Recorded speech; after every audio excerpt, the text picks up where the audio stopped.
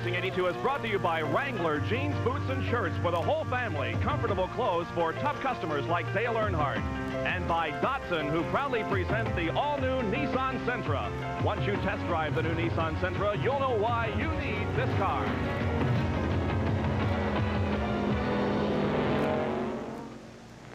Degrees, bright sunshine, light winds, and no chance of rain as we greet you along with about 25,000 fans here to Richmond State Fairgrounds for the Wrangler Sanfor-Set 400 for Grand National Stock Cars.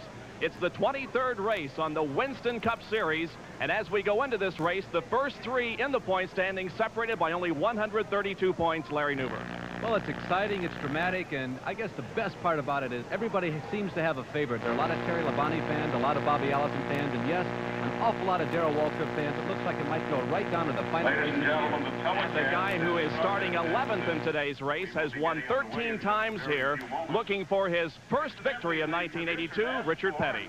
Not only the first victory of 1982, but the first victory in quite a long time. The last time that Petty actually won a Grand National Stock Car race was on the 16th of August, 1981. And though Petty has had that tremendous career performance here at Richmond, it's been quite some time since not only he won on the trail, but also won here at the Richmond Fairgrounds racetrack. On the outside of the front row is another interesting story. Joe Ruttman, the driver out of Detroit, Michigan area by way of California, who performed so very well at the Daytona 500 earlier this year. He finished third there. He had this race here at Richmond in February wrapped up when a tire went on him and cost him victory. Right now with Joe Ruttman, our man covering the pit area today, Dick Berggren. And I'm with outside pole sitter Joe Ruttman. Joe, what does it feel like to be back up front again? Dick, it's a real pleasure, and hopefully the folks on ESPN might see a good race, and I might be part of it. What can we look for the pet car today? Well, do the best we possibly can and stay with the lead cars and perhaps maybe duplicate what we did earlier this year at Richmond here. And I would think that if we can stay in the hunt, and then toward the end of the race is going to tell the tale toward that 400th lap. That's Joe Ruttman, whose fortunes have begun to turn. He's now back up in front on the outside front row position here at Richmond.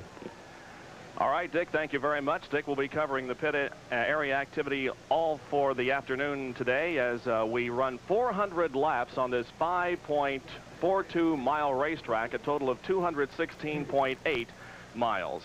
The starting lineup, and there are 31 cars lined up on the front straightaway here. The number 24 car of Lenny Pond is not out there. He was listed as a starter, but apparently will not be going in today's race. So 31 cars are ready to go as we get set for the command to start engines from Chris Connolly of Sanford-Size. And the mighty roar goes up along the main straightaway here as 31 cars roar to life. Bobby Allison will be on the pole for today's race. He qualified at 93.435 miles an hour. And as Dick Berggren told you, alongside in row number 1 will be Joe Ruttman from Upland, California. The crew's checking with their drivers to see that all the gauges read properly here as engines are warmed up in preparation for this 400-lap race. Richard Petty gets set to go in the familiar number 43 car, and also his son Kyle in number 42. Now let's check the starting lineups for today's Wrangler Sanfor-Set 400 at Richmond, Virginia. In the front row, Bobby Allison from Hueytown, Alabama, car number 88, the Gatorade Chevrolet, and Joe Ruttman, number 75, in the Pet Dairy Buick. Darrell Waltrip in the Mountain Dew Buick starts third alongside Morgan Shepherd in the Levi Garrett Buick. In the third row will be Ricky Rudd from Chesapeake, Virginia in the Piedmont Pontiac, and car number 15, Dale Earnhardt from Kannapolis, North Carolina in the Wrangler Jeans Ford. Fourth row, Terry Labonte, Corpus Christi, Texas in the Texas Jeans Stratograph Buick. Tim Richmond, number 2 in the Stacy Pack Buick. In the fifth row, Butch Lindley, car 01 from Greenville, South Carolina in the Miller Buick, and Jeff Bodine, car 50 in the Performance Connection Pontiac. Then Richard Petty in row 6, car 43, the STP Pontiac, and Harry Gant, number 33 in the 711 Buick. Buddy Baker starts in the 7th row, number 28 in the Stacy Pontiac, and Tommy Ellis from Richmond in the Industrial Builders Buick. In the 8th row, Dave Marcus, car number 71 in the Boone Chevrolet, and Kyle Petty, car number 42 in the STP Uno Pontiac. Starting in the 9th row will be Mark Martin in car number 02. That's the Jolly Rancher Buick. And Neil Bonnet, car number 21, the Hodgson Ford. In the 10th row will be Ron Bouchard in car number 47 in the Stacy Oldsmobile. And Lake Speed, car 17, in the Yazoo Moores Buick. In the 11th row, Jody Ridley, car number 90 in the Stacy Ford. And Darrell Sage, car number 86 in the Space Age Chevrolet. Row number 12, Jimmy Means, car number 52 in the Broadway Motors Buick, and D.K. Ulrich in the Pentax Cameras Buick. Row number 13, car 67, Buddy Arrington from Martinsville, Virginia in the Hills Racing Dodge, and Ronnie Thomas, car number 25 in the Thomas Racing Pontiac.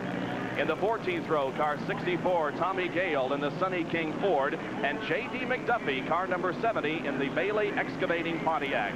In the 15th row, Jimmy Hensley in car number 40 in the Midlothian Texaco Buick, and Joe Fields, car 92 in the Fields Racing Buick. And in the 16th row, car number 48, James Hilton from Inman, South Carolina in the Palatine Auto Parts Chevy. Those are the 31 starters for today's Wrangler 400. And Richard Petty, as we indicated, is looking for the very first victory of the 1982 season. Number 43, 195 career wins. And there are a whole lot of folks, both on the infield area of this racetrack, down in the pits, as well as up in the grandstand. A whole lot of them who think that win number 196 will occur today. It's been quite some time since that Day Glow STP orange color and Petty blue number 43 has graced victory lane, but he's had 3 seconds and a third in the last 5 races in Grand National Stock Car Racing. And today may well be his day. Richard Petty, the king, from Randleman, North Carolina. The pace car remains out on the racetrack as Harold Pender, the official starter for the NASCAR Grand National Division, looks the field over as they come out of turn number 4. Now the pace car pulls off of the racetrack. Bobby Allison and Joe Ruttman lead them off of turn number 4. We couldn't get a start this time. The field begins to accelerate, and the green flag is out. The Wrangler Sanfor-Set 400 is underway from Richmond.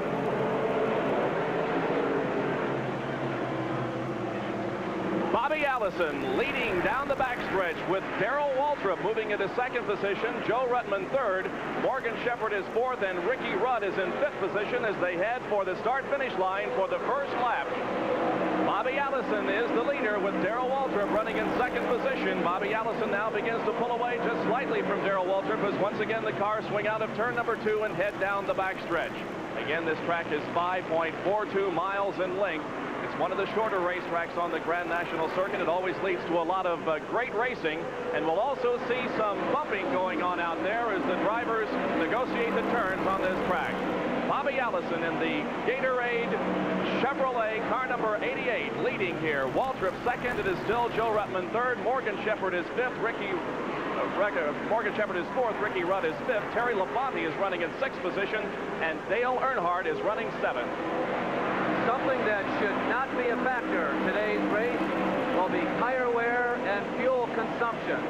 The drivers anticipate a generous amount of caution flags, and to a team, as we conversed with them before the green flag dropped this morning up and down Pin Road, they all expect to pit quite a number of times. Every time there's a caution flag, if it will be out for any length of time at all, or at least anticipated to be out for any length of time at all of the top teams say they will pit. They will be changing tires with a great deal of regularity and constantly topping off the fuel tanks. I think what we're looking for here is a complete 400-lap sprint race. The track record here at Richmond, Virginia for 400 laps held by Cale Yarborough at 83.608 miles an hour. Butch Lindley and Tim Richmond, cars 01 and number 2 battling for position. They're battling for 8th place right now. Tim Richmond in car number 2, a winner earlier this year on the Grand National Circuit for the Winston Cup at Riverside, California. He's being pursued by car number 01, driven by Butch Lindley. There is Dale Earnhardt in car number 15, running in 7th position. There is Tim Richmond in number 2, and then the number 01, driven by Butch Lindley, who won a race here yesterday in late model sportsman competition. Butch very familiar with this racetrack, and he certainly could be a competitor this afternoon. Right now, Butch Lindley runs in 9th position in that Miller Buick.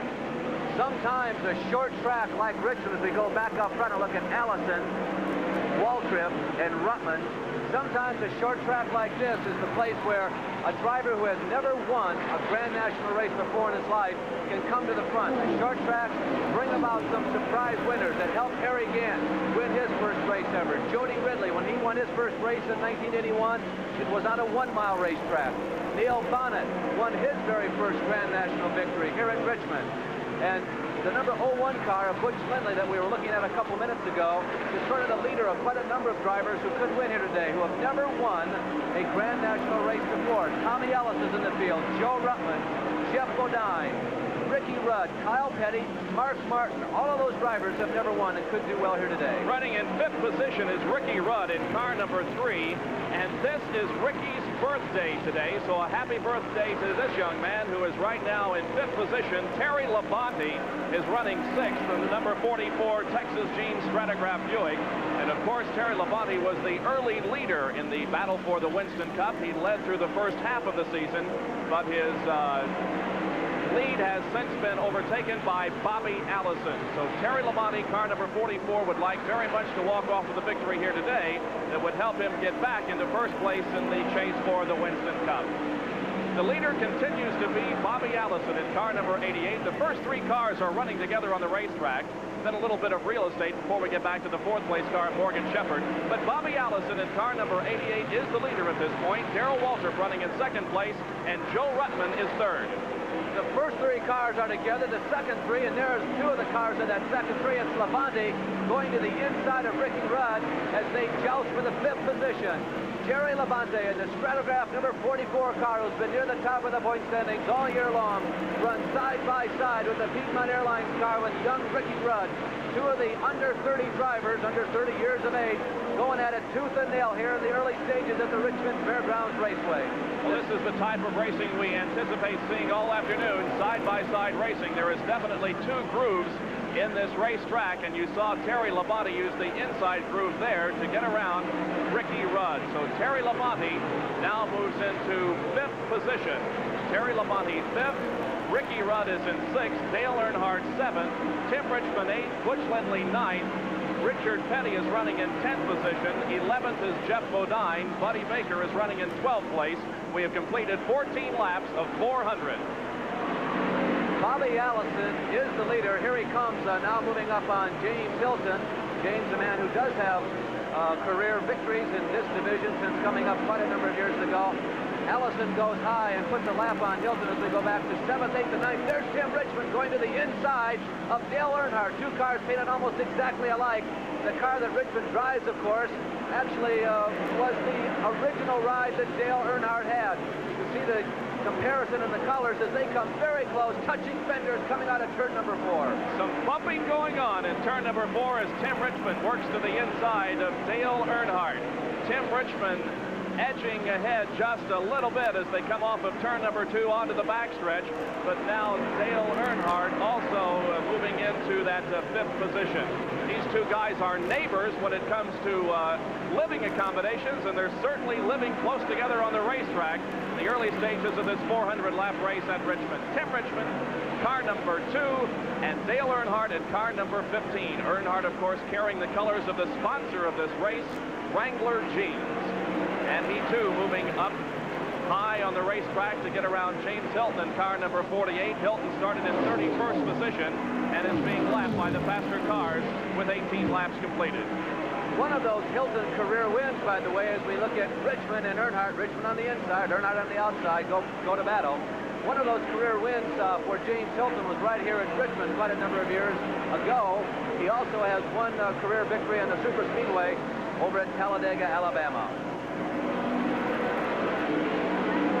Bobby Allison continues to lead this 400-lap race, being pursued by Darrell Waltrip, and running right behind Waltrip is Joe Ruttman. Those 3 cars are separated from the 4th place car driven by Morgan Shepherd. Here they come down the main straightaway. Bobby Allison completes lap number 20. Allison qualified here this afternoon at an average speed of 93.435 miles an hour. Not quite a track record. The 1-lap track record held by Darrell Waltrip at 93.695 miles an hour. That record was set in February of 1980. We were here in February of 1982 and saw a rain-shortened race that Dave Marcus won, a very exciting race that saw a very quick rainstorm come up, and everybody had gone into the pits for a stop. Marcus did not, chose to stay out. The race ended at that point, and Dave Marcus was declared the winner of that race here earlier this year at Richmond. Right now it is Bobby Allison from Hueytown, Alabama, showing the way. Darrell Waltrip second, Joe Ruttman is third. Here's a quick rundown if you're a NASCAR fan on some of your favorites outside of the first 5 whom we've documented pretty well. There's Dave Marcus, the February winner. Incidentally, carrying the colors today of Boone's Corner in Avery, North Carolina. That's the place where Dave and his crew go to get bologna sandwiches, little snacks, and other types of refreshing beverages while they're working on the race cars. Dave said he needed some help this weekend, and the fine folks at Boone's Corner came through. Terry Labonte has now moved up to challenge on the inside of Morgan Shepherd. Remember, Shepherd's been running fourth, and Labonte slips underneath. Terry and Shepherd is tapped from behind by Ricky Rudd. They make contact with both drivers, hold onto their race cars. That moves Labonte to fourth, Morgan Shepherd to fifth. In sixth position, Ricky Rudd will run down the other top drivers in just a couple of minutes. Well, that's what we mean by trading paint out there, as Ricky Rudd and Morgan Shepherd now go at it. The leader is Bobby Allison at Richmond, Virginia. Now ESPN in cooperation with NASCAR presents a Grand National track back. Grand National cars are all the same, but early in the morning, the crews come down to the tire truck and select the exact tires they'd like to have. You can tell where they're going, like Darrell Waltrip green, Ricky Rudd silver, or Ron Bouchard yellow, by the color of the wheel. But you might get fooled later in the race, because sometimes the independents come down and actually borrow the used tires from some of the top teams.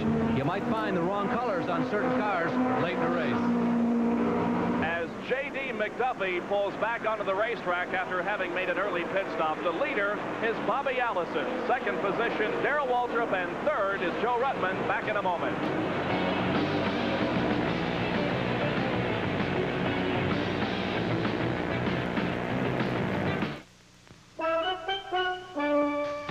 Hey, look at this.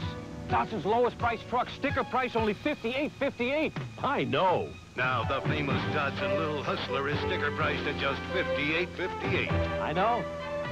Dotson's lowest price truck is the Little Hustler. Fully equipped, sticker priced only $58.58. More good news. To help you get an even better deal, Dodson is now giving its dealers special cash incentives. Act now. Here comes Wrangler, and he's one tough customer. He's hard to beat when he takes his seat, yeah. And when he says jeans, he means Wrangler. Wrangler style shows its stuff. Good looking when the action's tough. Here comes Wrangler, and he's one tough customer, and he knows what he likes when he sees it. Wrangler.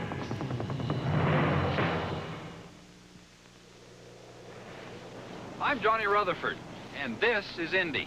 Once a year I work here, pushing my race car to the limit to get here, the winner's circle. I've made it 3 times. Last time in the Pennzoil Chaparral. It takes quite an oil to protect that engine. But then Pennzoil's quite an oil. That's why I use it to protect all my cars.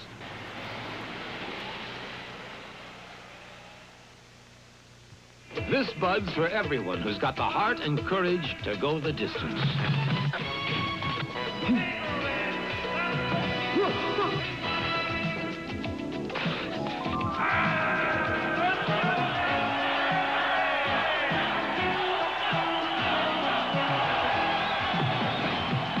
Yeah, just for you. That distinctively clean, crisp taste that says Budweiser. This Bud's for you. We told you that there would be a lot of bumping going on out there. Look at this. This occurred just a few minutes ago as Terry Labonte and Ricky Rudd were battling for position coming out of turn number 2. Some paint exchanging going on. Well, this is a Fairgrounds, and it's just like those bumper cars we've all been in. As we go back up front and look at the leader, Bobby Allison, outside the first 5. Earnhardt runs 5th. Right now, Rudd is 6th. Bobby Allison, of course, the leader. Darrell Waltrip second. Joe Ruttman running third. Those three drivers, distance between themselves and the rest of the field. Terry Labonte fourth. Dale Earnhardt fifth. Ricky Rudd running in sixth position. The late model sportsman graduate, Butch Lindley, running seventh. And Tim Richmond, looking for victory number 2 this year, runs in eighth. Morgan Shepherd is ninth and backing up in 10th position. Richard Petty, followed by Bodine, Baker, Gant, Marcus, Bonnet, Kyle Petty, Jody Ridley, Tommy Ellis, Mark Martin, Ron Bouchard, and Lake Speed. All of those drivers still on the lead lap. Hope your favorite was among them. Race for 8th position between Butch Lindley, 01, and Richard Petty, car number 43. You mentioned Morgan Shepherd a few seconds ago, Larry. He was up to 4th place, but has fallen back now to 11th, so Morgan is having his problems. Here is Butch Lindley from Greenville, South Carolina. Butch is 34 years of age. Right behind him, the king, Richard Petty. And look at this, Joe Ruttman, the driver who started outside of row number 1, is into the pits in that Pet Dairy Buick, and it looks like bad news for Joe Ruttman. Ruttman from Upland, California, will dispatch Dick Berggren down to that area of the racetrack to try to find out what happened to him. Meanwhile, there is lots of action on the racetrack. Richard Petty moving off of the 4th turn, going around a slower car driven by Joe Fields, and now he has clear sailing between himself and Butch Lindley in the 01. Well, we asked Richard Petty about this type of racing that occurs here at Richmond, the bumping and the paint exchanging. This is what Richard Petty had to say. Yeah, there's a whole lot here. The track is real slick. It's real close. It's about all you can do to get around a racetrack by yourself. Then when you start racing with people, even a lot of times, even when you're not racing with a fast car, even slower cars and stuff, you'll do a lot of contact in the slow car. You enjoy the car. As Larry mentioned, Richard Petty has been hot recently. In the 4 out of the last 5 races, he has finished no lower than 3rd. Right now, Richard Petty moving to the high side of the straightaway to go around James Hilton.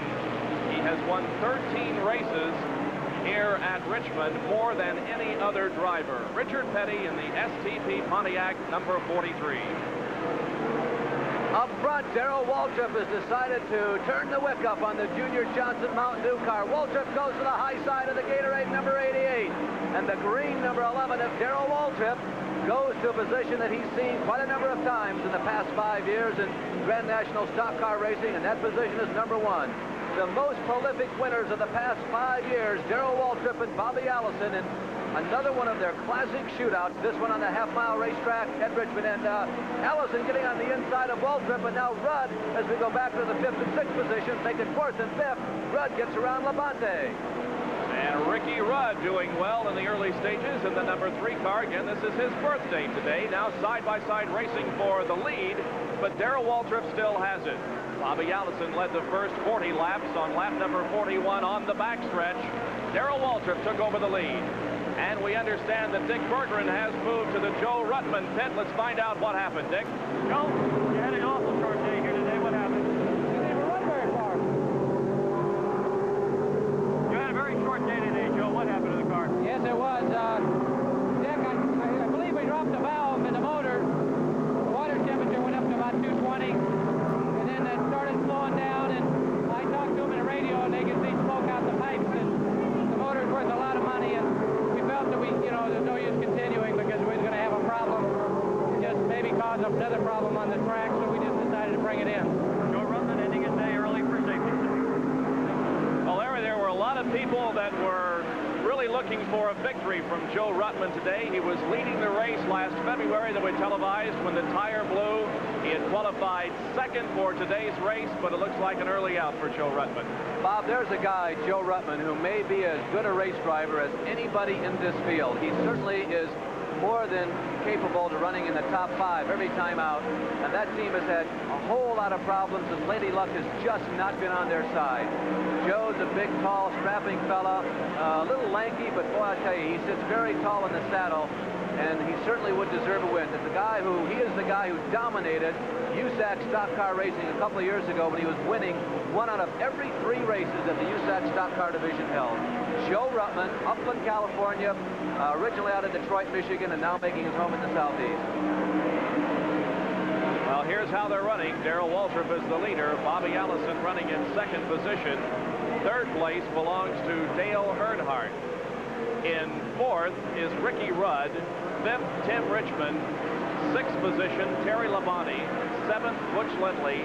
Eighth, Richard Petty. Ninth is Jeff Bodine, and 10th is Morgan Shepherd. Morgan Shepherd has moved up to as high as fourth, but has been falling back in the past few laps. So as we review the top four once again, we will take this break and be back for more live coverage of the Wrangler Sanfor-Set 400 from Richmond, Virginia.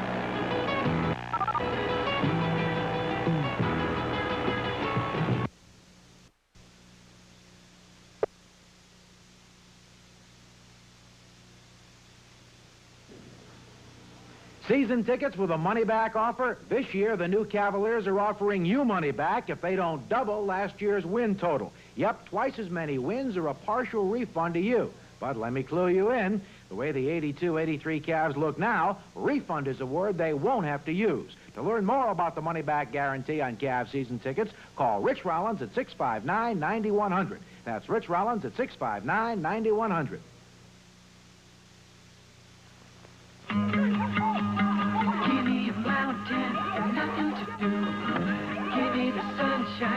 Give me a dew. Give me something simple and true. All I need is sunshine and smooth, refreshing mountain dew. Yeah, give me a river. Give me a dew. Give me my good friends. Give me a dew. Give me the sunshine. Give me a dew. Mountain Dew is bottled and distributed by the Pepsi-Cola Bottling Company on Wabash Avenue in New Philadelphia. Ziggy's Boutique, located at 231 West 3rd Street in downtown Dover, is the place to shop for your next musical enjoyment need. Ziggy stocks the newest releases in the line of albums, 8-track and cassette tapes. And if you can't find your favorite selection on Ziggy's shelves, they'll special order it. Ziggy specializes in customized t-shirt lettering with over 200 different designs for you to choose from, and also has Lee Jeans and other top clothing brands in their women's clothing department. Don't forget, Ziggy's has Oriental shoes and gifts, too. Ziggy's is open 10 to 6, Monday through Saturday, except Friday, 10 to 9.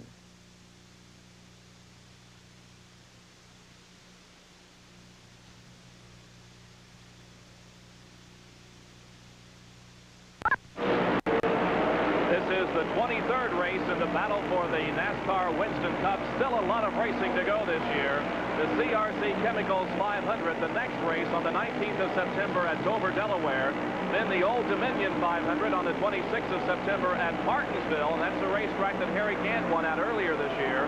The Holly Farms 400 will be run October 3rd at North Wilkesboro, North Carolina. We'll have live coverage of that race. Then on October the 10th, the National 500 from Charlotte, North Carolina, a 1.5-mile racetrack, 500 miles.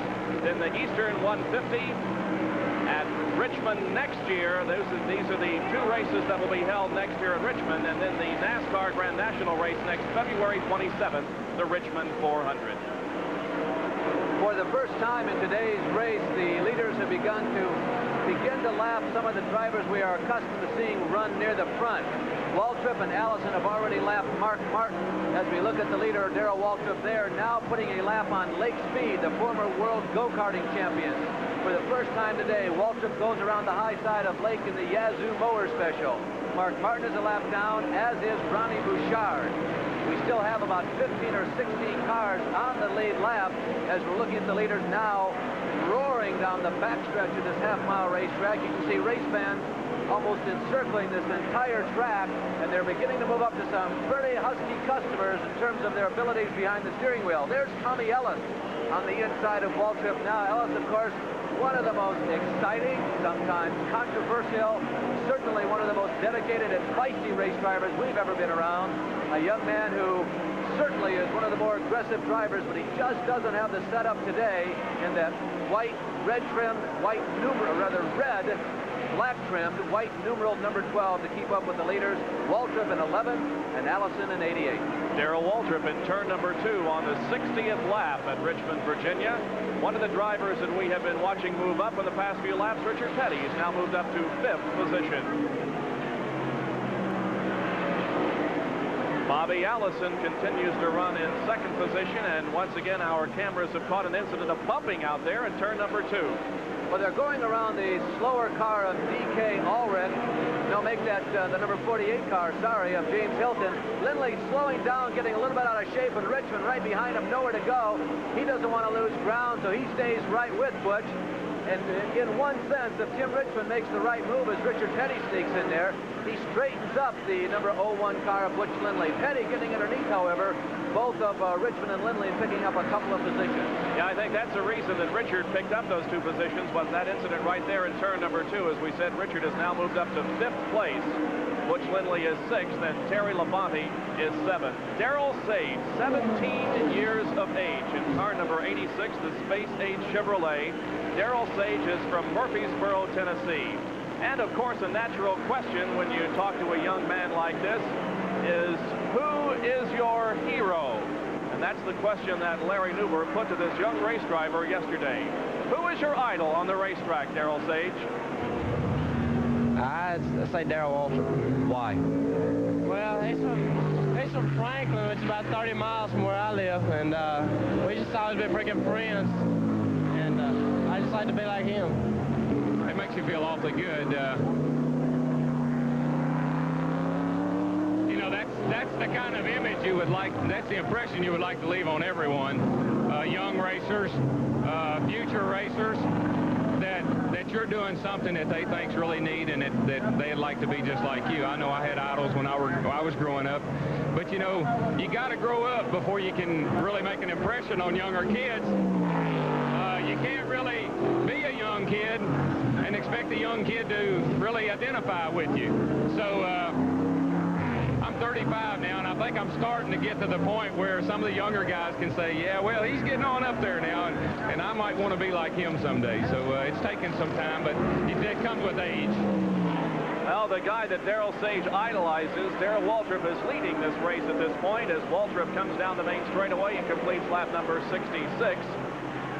Your leader, Waltrip leading in 2nd position, still Bobby Allison, and 3rd place belongs to Dale Earnhardt. Earnhardt has been running in 3rd for the past few laps. 4th place belongs to the number 3 of Ricky Rudd. And here is Neil Bonnet in car number 21, the Hodgson Ford. This car is owned by the same guy who owns this racetrack, Warner Hodgson. And earlier in the weekend, Neil Bonnet qualified for 18th position at 91.314 miles an hour. Bonnet is at 12th place right now, has a victory to his credit in the 1982 season. Well, Bonnet has done very well here at this racetrack. He has competed in 1,685 of a possible 1,695 laps. He has only not completed 10 laps. That's a percentile finishing of 99.4% of the laps. This racetrack has been very kind to Neil Bonnet. He has led 4 different races for a grand total of 10 times. The team right now needs to have a good day also.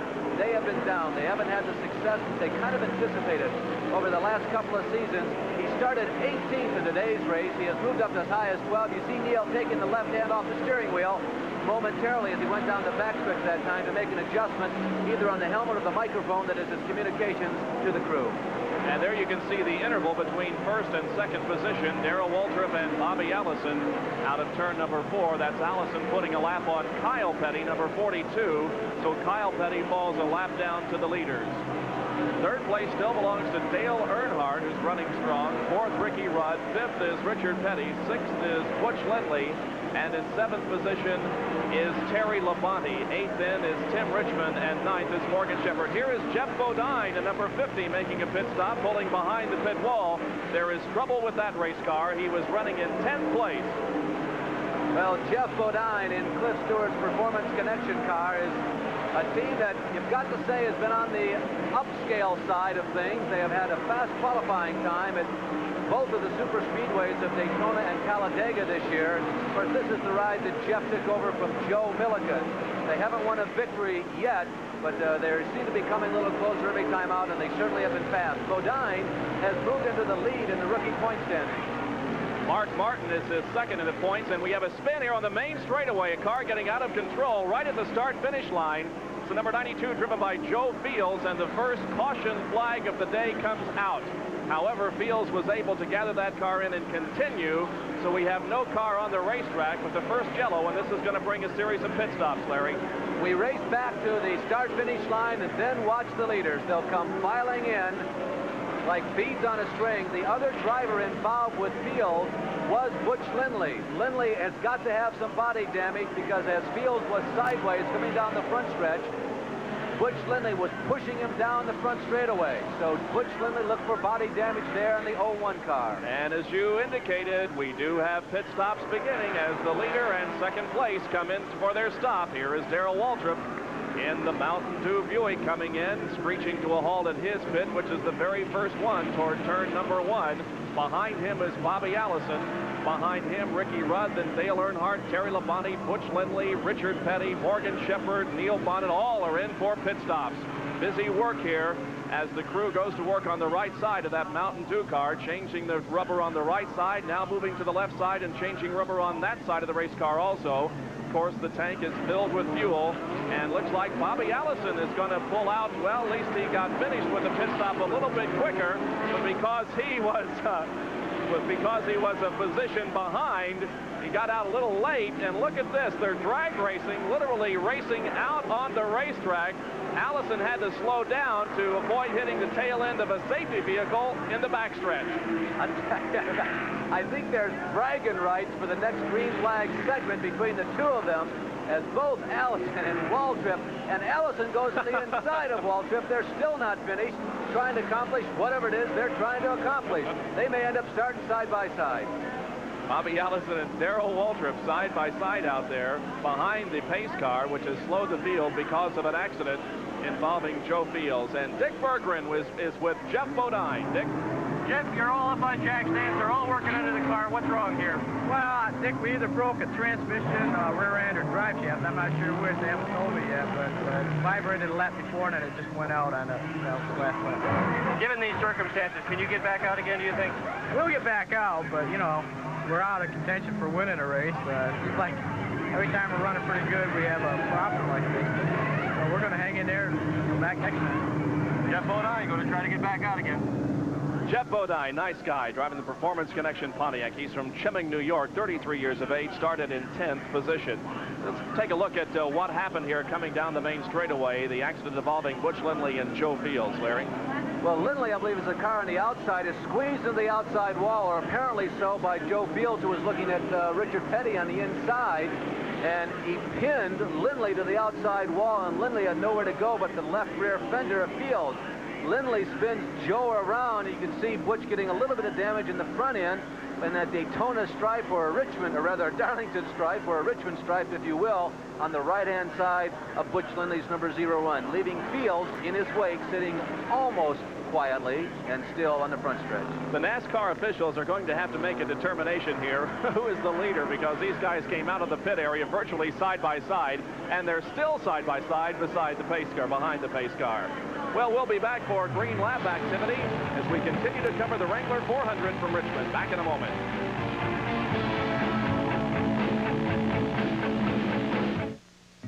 Thursday on ESPN, catch the spirit of Canadian football with highlights of the CFL's high-powered offense from the 55-yard line. Then the NFL story line by line has Chris Berman and Paul McGuire, with the help of Frank Ross, making a valiant attempt to pick all the weekend winners.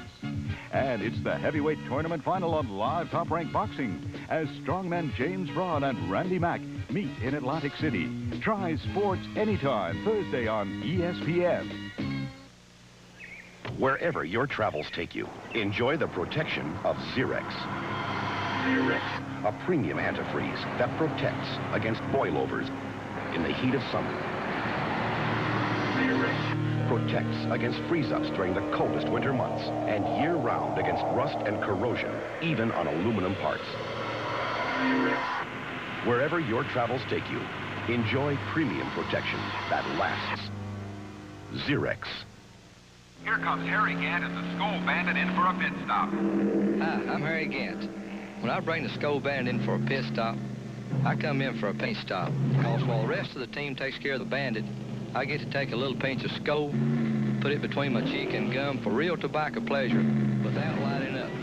Now that's what we call teamwork. And Skoal's what we call team pleasure. For real tobacco pleasure without lighting up, try Skoal. A pinch is all it takes.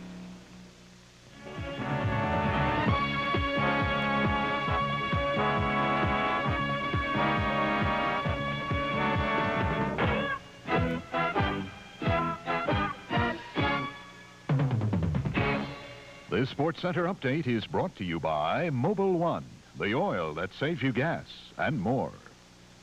Hi again, everybody. Dave Sanders with this ESPN Sports Center update. We'll get back to our coverage of the Wrangler 400 Grand National Stock Car Race in just a moment. But first, let's get caught up on what's taking place in Major League Baseball. Of course, we're into the final weeks of regular season activity. Let's check out what's happening in the National League. They had a bit of a rain delay at the start of the Mets-Expos game up in Montreal this evening, but play has resumed. They are in the third inning. New York and Montreal knotted at 1 apiece. St. Louis and Philadelphia playing at Veterans Stadium, a showdown of those Eastern Division contenders, and the Cardinals have scored 5 times and lead it 5-0. Joaquin Andujar opposing newly acquired Philly John Denny. The Cubs are in Pittsburgh. Chicago leading the Bucks 1-0 in the fourth. Keith Moreland has a solo homer. Jenkins against Candelaria in that one. Houston visiting Atlanta. The Braves trying to play catch-up now with the Dodgers in the West. It's Ryan against Boggs. Astros lead it 1-0 in the fourth. Later on tonight, the Padres will be taking on the Dodgers in Los Angeles. Of course, L.A. leading Atlanta by a game and a half in the West. And Cincinnati meets the Giants at Candlestick Park in San Francisco. Back with a look at what's happening in the American League after this word from Mobil. Of the best-selling motor oils today, 14 now save gas. But only one saves gas. Offers cold weather starting down to 35 degrees below zero, the best protection under extreme heat, and has the ability to take you 25,000 miles between oil changes. Only one.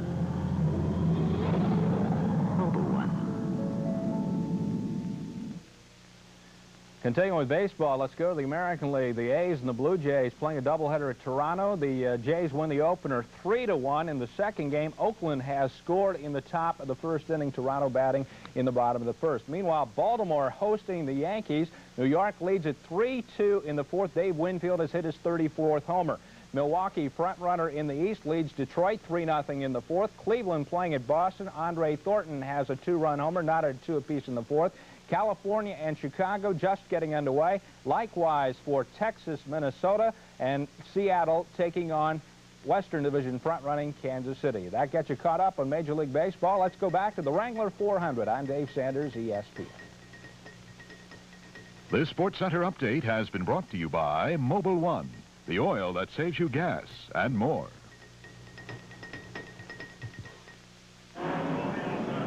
And the NASCAR officials have made a determination. It is Darrell Waltrip that's in the lead. Bobby Allison second, Dale Earnhardt third, Ricky Rudd fourth, Terry Labonte fifth. Sixth is Tim Richmond. Seventh is Neil Bonnet. Eighth is Harry Gant. Ninth, Jody Ridley. 10th, Morgan Shepherd. 11th position is Richard Petty. And in 12th place, Dave Marcus. 13th is Buddy Baker. And we anticipate a green flag this time around. Pace car pulls into the pit area. Darrell Waltrip leads the side-by-side start. The cars to the inside are the slower cars that have been lapped. The faster cars are to the outside. We have completed 79 laps of 400 at Richmond. Darrell Waltrip and Bobby Allison begin their battle once again down the backstretch as the rest of the field files by. Bobby Allison taking the higher groove here as Dale Earnhardt begins to assert himself behind the Gatorade Chevrolet of Bobby Allison. So Dale Earnhardt in number 15, who was looking strong before this yellow light, and now, of course, is able to close up the distance between himself and Bobby Allison, is still looking good in that Ford. As I look at the lap chart, Bob, and I see that we're 1/5 of the way through this race, lap number 80, I have to say that it doesn't look good for the other teams outside of Waltrip and Allison. Gary Nelson, the crew chief of Bobby Allison's car, told me before the race began that if they're strong early, he's going to be very confident about the potential outcome for their team in this race. If you look at Ricky Rudd, also doing battle with Dale Earnhardt. The number 88 car is set up for a slick racetrack. The way they anticipate that track to be about laps 200 and 300. And Gary told me that if they're running quick early, like in the first 100 laps of the race, they should be mighty tough in the end. You've got to believe that Junior Johnson has done the same thing. Allison, by the way, I might add, does not appear to be handling nearly as well. And a problem over in turn 3, Larry. Richard Petty, he hit the wall. You can see the body damage to the right side of that car and a flat tire. Richard Petty's hopes for a win here at Richmond set back by this incident. Butch Lindley had to get on the brakes very hard to avoid hitting Richard Petty, but he did so. But bad luck for Richard Petty in the STP Pontiac. The leaders have gone by, and Petty is at least 1 lap down now. They had to work very hard to get the jack underneath the car, sitting right down on the ground because of the damage to the right front. Let's get a further update from Dick Berggren in the pit area. Well, boy, there is some frantic work going on in the right front of Richard Petty's car. Crew Chief Wayne Thornburg is pulling the fender away. The right front tire is badly damaged. Brother Morrison, up you go. You can see the flat tire sitting there still. That's his second pit stop, and that one took 30 seconds. And when you consider that a lap here only takes about that long, why, you know that Richard Petty suffered some serious setback in that incident. Richard Petty, hitting the wall in turn number 3, lost 2 laps in that incident. Petty there moving underneath Tommy Ellis, who simply does not have the equipment to be competitive here today. Richard Petty, again, we repeat, now 2 laps down. He's had those great performances of recent. He's won 13 times here at Richmond. He's another driver who has really performed spectacularly. He has completed almost 98% of all the laps that he could possibly run here. Out of 4,895 laps, Petty has run 4,795. Only 100 laps has he not finished. His 13 races that he has led here, he has also led the most number of laps. Richard Petty 2 laps down because of that incident with the wall in turn number 3. And we get more information from Dick. This is a contact flat tire. As you can see, the wheel is bent. Richard obviously hit something fairly hard with his right front tire. Beyond that point, the tire is cut. The fender was also torn up in the incident. Back to the racetrack, Terry Labonte and Tim Richmond battling for position out there. Labonte in the number 44 and Tim Richmond in the number 2. This is the race for 5th and 6th position. Also involved is the number 33 of Harry Gant. We have completed 89 laps of this 400-lap race at Richmond, and the leader is Darrell Waltrip, with Bobby Allison running in 2nd place. 3rd still belongs to Dale Earnhardt. 4th is Ricky Rudd, and then the 5th place battle between Labonte, Richmond, and Harry Gant. Well, Richard Petty is beginning to move up once again and pass some of the cars. He just passed Neil Bonnet on the backstretch, but remember, he is 2 laps down because of that incident over in turn number 3. And this is the race for 3rd position. Ricky Rudd and Dale Earnhardt. Rudd to the inside and Earnhardt to the outside. Definitely a 2-groove racetrack here at Richmond, despite the fact it's only 5.42 miles in length and the turns are banked only at 10 degrees. Ricky Rudd to the inside, still looking for that 3rd position. They come down the straightaway and they're virtually side by side. Now Earnhardt gets the advantage going into turn number 1 as the high groove apparently is the quicker. Ricky Rudd staying to the inside. There is the statistics on the racetrack itself. The turns are 70 feet wide and banked at 10 degrees, and the straightaways are 50 feet wide, so lots of racing room. Neil Bonnet runs in 8th position as we continue to monitor this contest for 3rd position.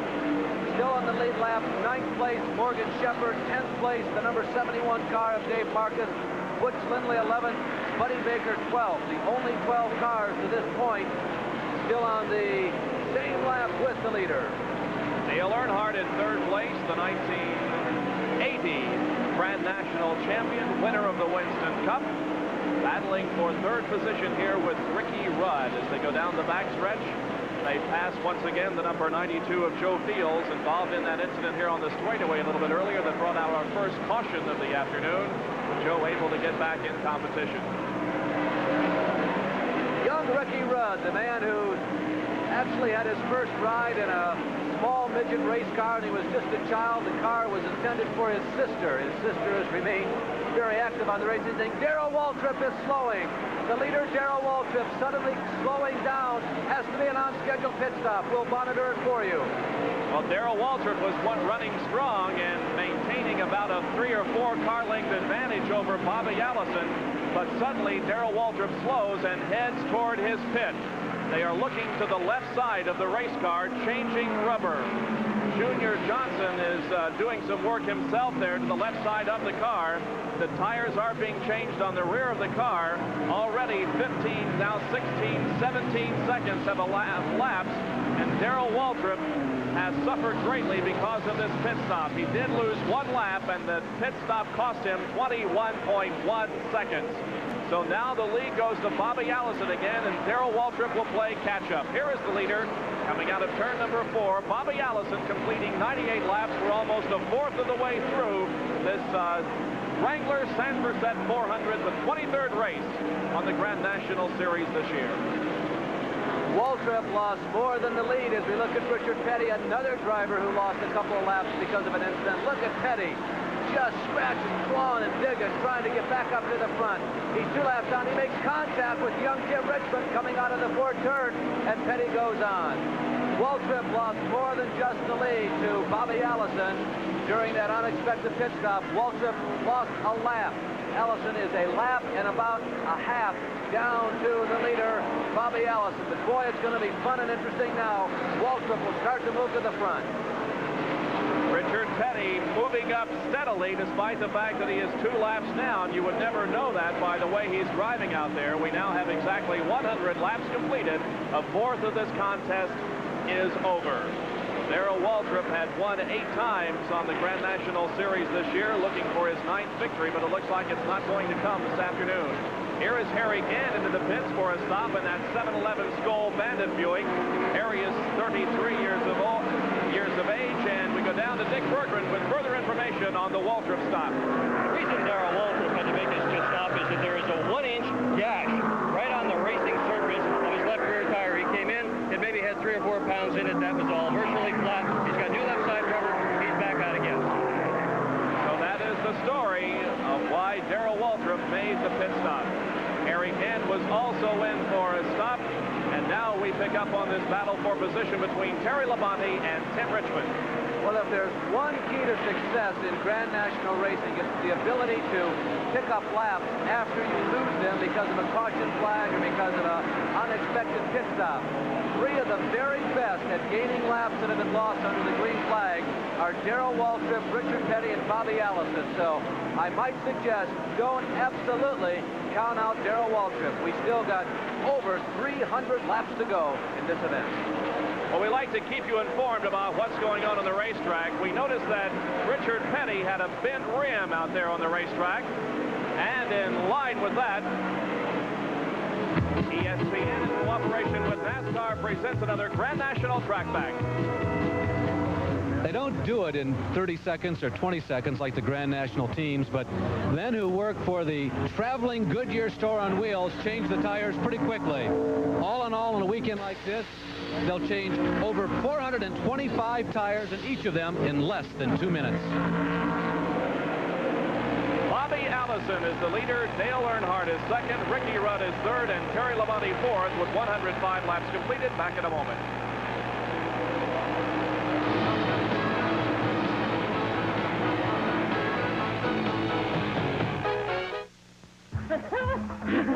It's Harry! I found the way to the gold. Pitfall by Activision. Quick to the Atari video computer system. Here, show us. First, climb down the underground passage. Oh, yeah. Leap over scorpions. Set. Swing over the swamp crocodiles. There, the gold. Did I mention the tar pits? Pitfall, a jungle adventure game designed by David Crane from Activision. You can just look at football, or you can watch it with Casco binoculars and get in the game. You can just look at a race, or you can watch it with Casco binoculars and become part of the excitement. There are over 100 different Tasco binoculars to choose from. So when the excitement starts, be there with Tasco. Tasco, binocular supplier to the NFL. Over the years, I've won my share of stock car races. But even I don't have a chance if my car's not at the track. Our rig's that important. So we lease our truck from Saunders Leasing System. Saunders is the oldest and among the largest truck leasing firms in the nation. They're the folks to talk to about leasing or renting trucks. We've got a lot riding on Saunders because we can't win till they get us to the track. Rent or lease from Saunders. Check your yellow pages or call toll-free.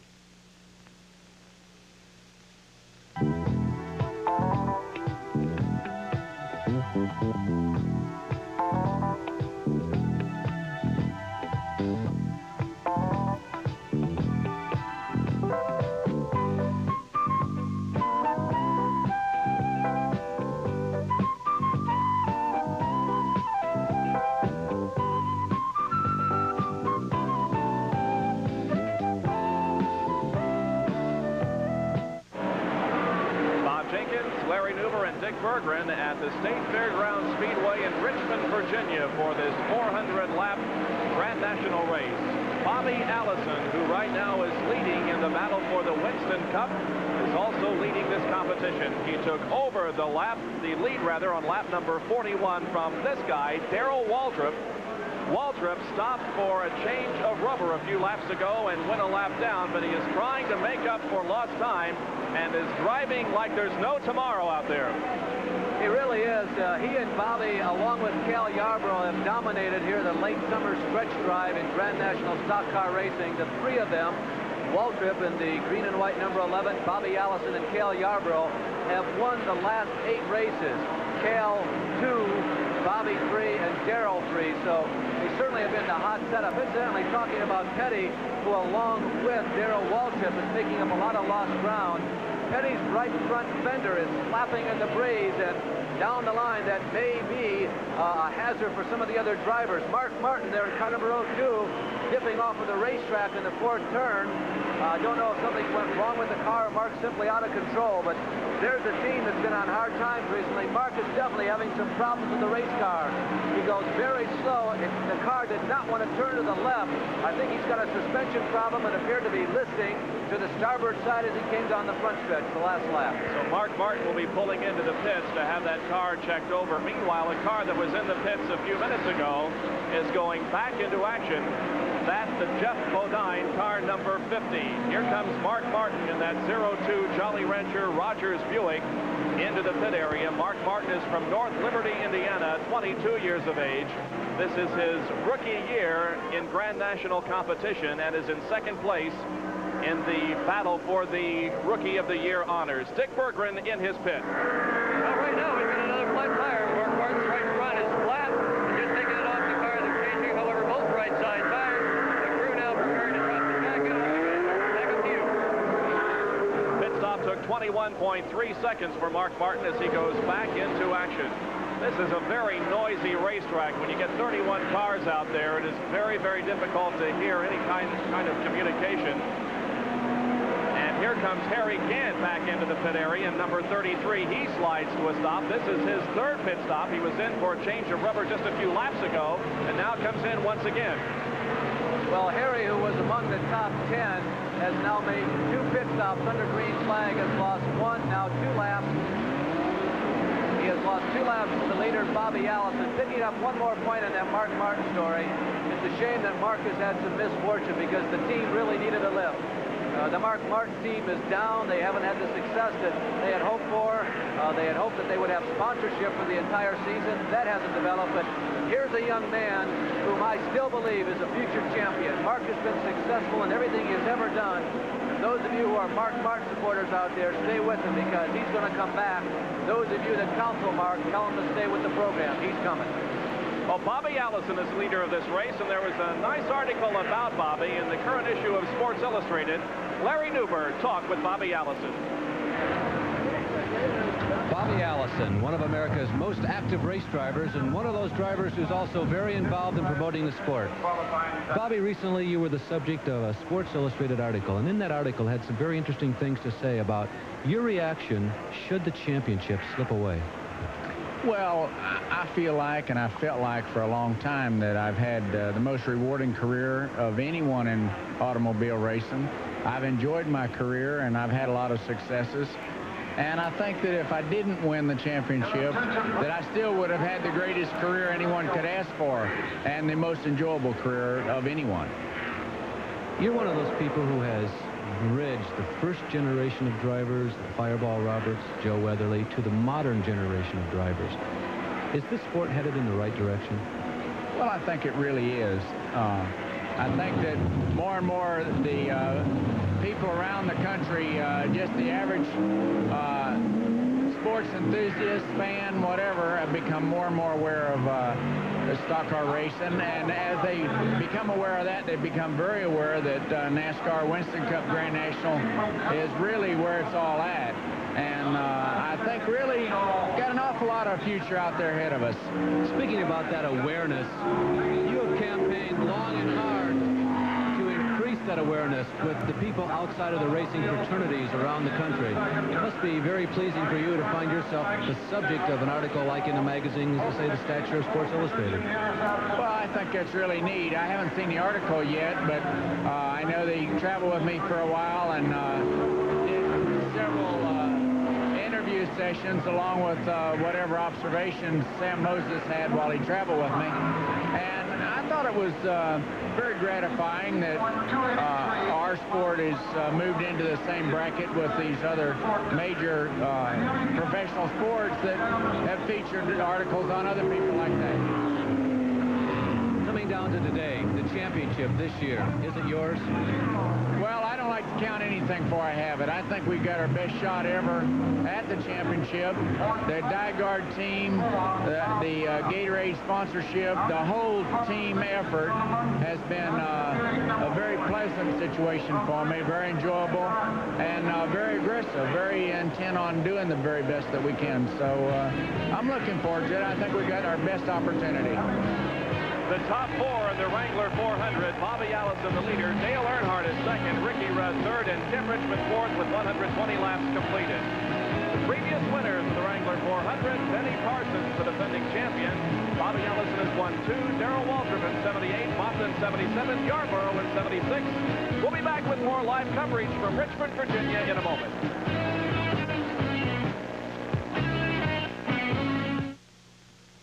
Since the dawning of the automobile age, engine evolution has been related to engine revolution.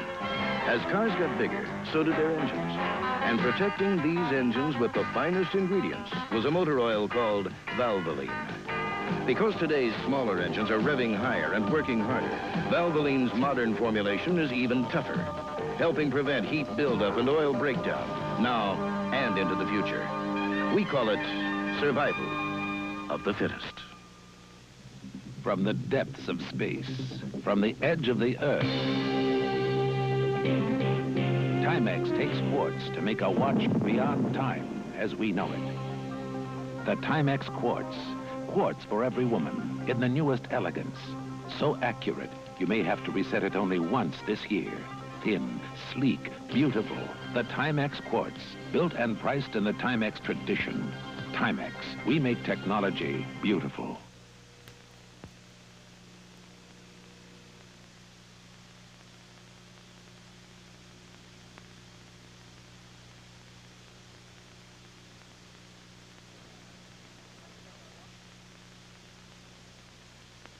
This is ESPN, the Entertainment and Sports Programming Network.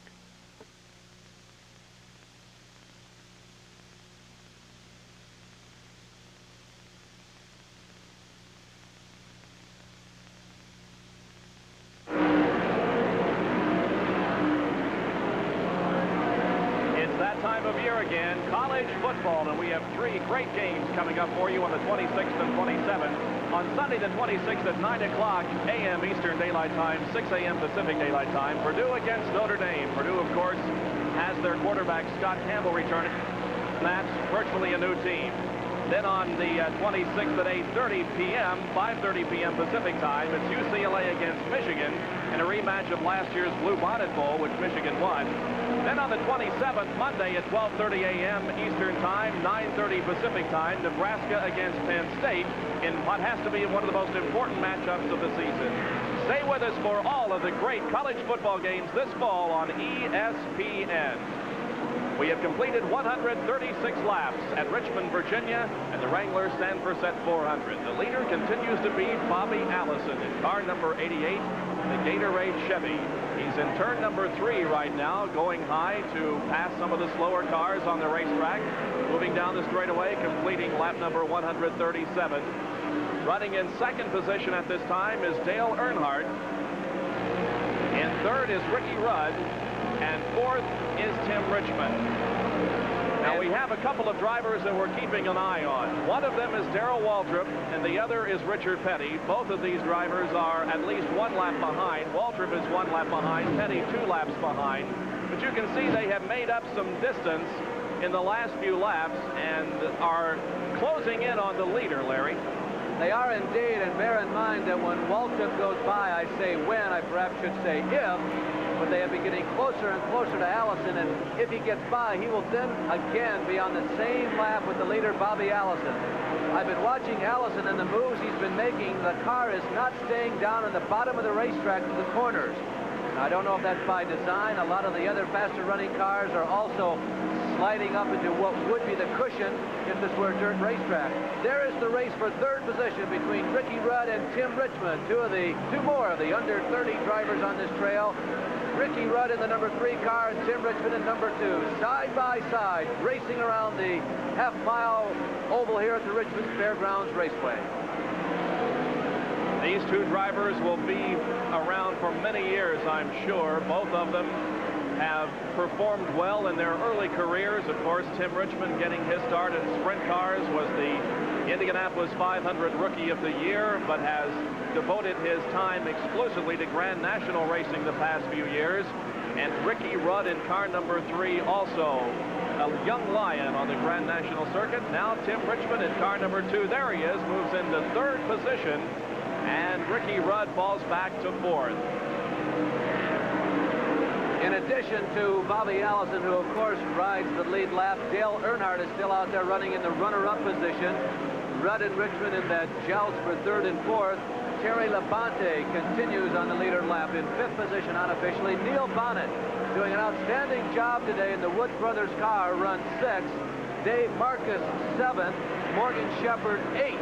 Those drivers on the lead lap. Just a couple of laps ago, finally going a lap down was Buddy Baker in Waddell Wilson, the engine man, the horsepower man. They finally were lapped by the leader, Bobby Allison.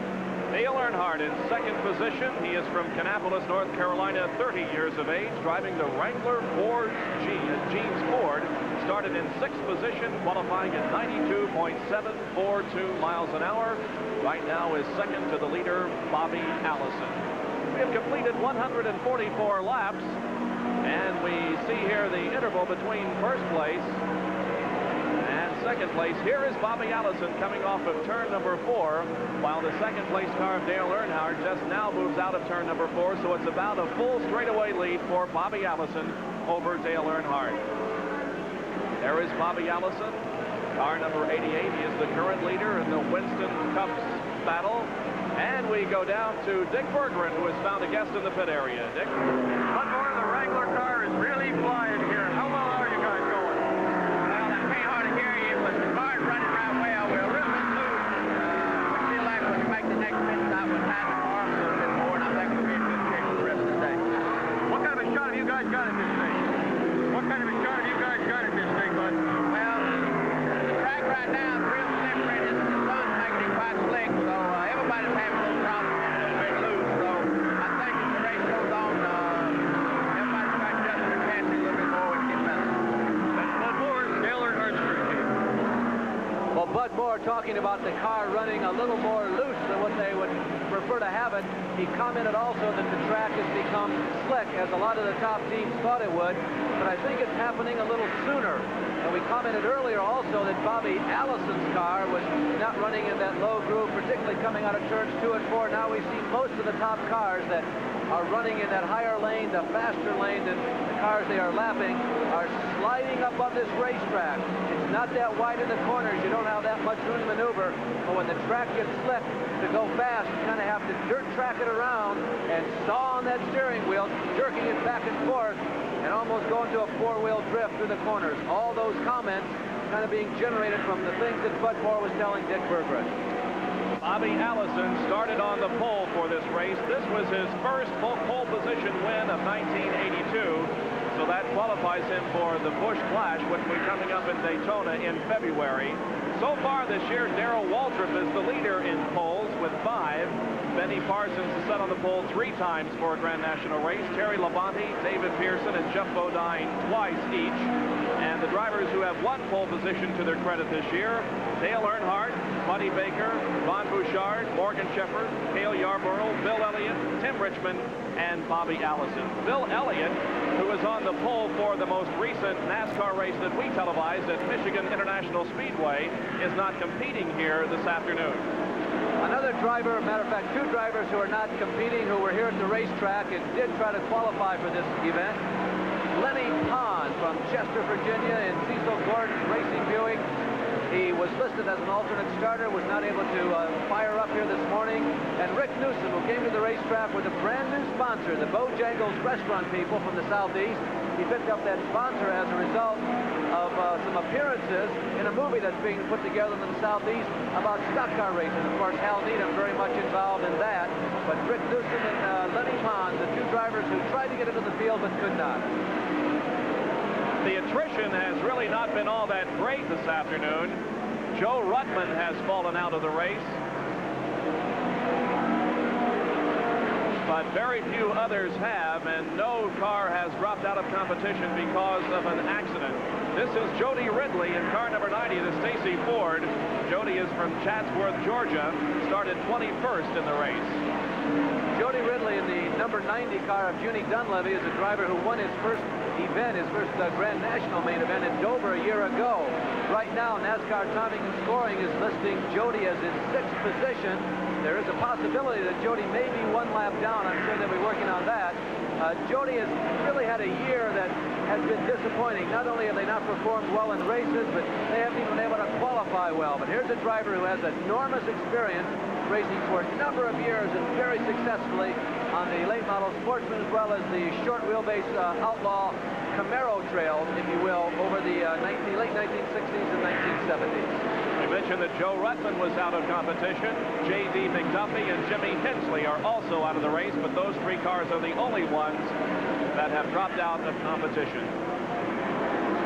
Bobby Allison leads after 156 laps. He is a 2-time winner of the Wrangler 400. The defending champion of this race, Benny Parsons, not competing this afternoon.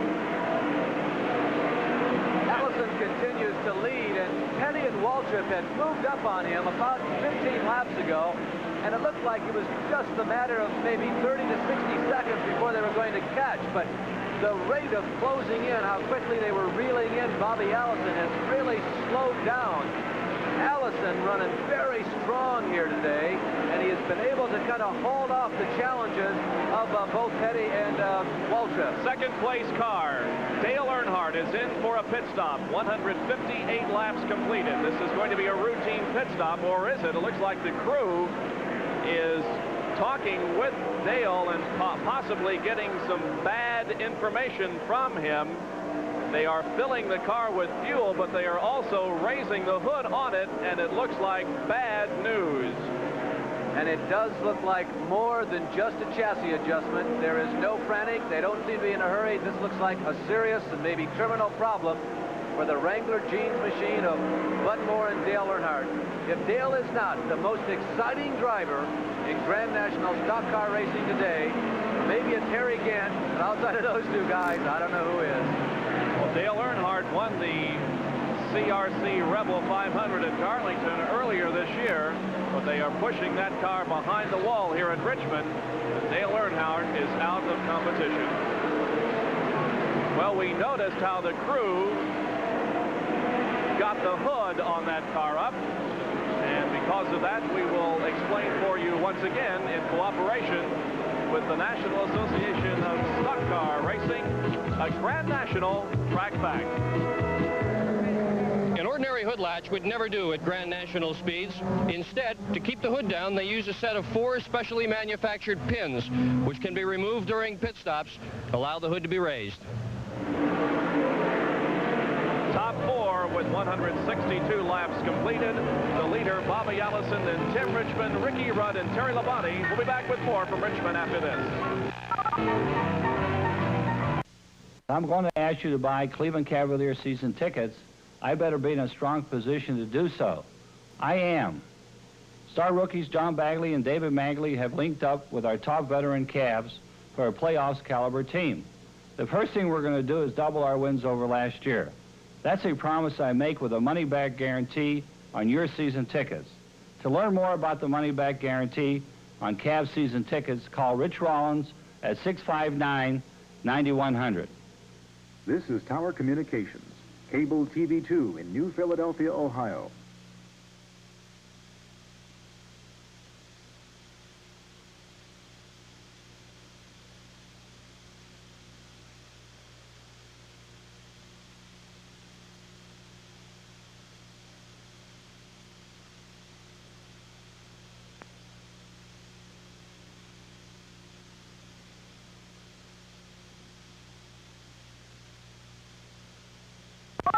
Dale, you were flying. What happened?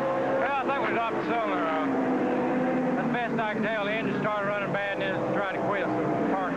How are you? Tired. Dale Earnhardt out of it, a tired man. And a very disappointed race driver, too, and you can understand his frustration. Dale Earnhardt out after 164 laps here at Richmond. Dale had such a tremendous season 2 years ago. He's only won once since then. He finished 3rd at Darlington in the most recent race in the trail. He was 6th at Bristol, and it looked like that the Budmore team was moving to the front again. And certainly look at the performance here today, a 2nd place most of the afternoon up to this point. Certainly a competitive top 3 or 4. Looked like he was certainly standing there in line among all those people running behind Bobby Allison to pick up the throne should Allison step down later in this race today. The prize money that these drivers are going for here in the Wrangler Sanfor-Set 400. First place will pay $16,300. Second place, $10,800. Third, $7,075. Fourth place, $4,660. And fifth place will pay $3,710. Sixth place, $2,810. Seventh place, $2,310. Eighth place, $2,110. $1,910, and 10th place plays $1,710. Since this race became a 400 lapper, at one time it was a 500 lapper, the leading money winner is Darrell Waltrip at this racetrack. Since 1976, Waltrip has won over $116,000. Bobby Allison is right behind at $103,000. They're the only 2 drivers who have ever won, or who have won, more than $100,000 here since they went to the 400-lap format back in 1976. All right, let's once again explain what has happened so far in this race. Darrell Waltrip and Richard Petty have both had to make unscheduled pit stops. Richard Petty lost 2 laps when he suffered some body damage to that car and cut a tire.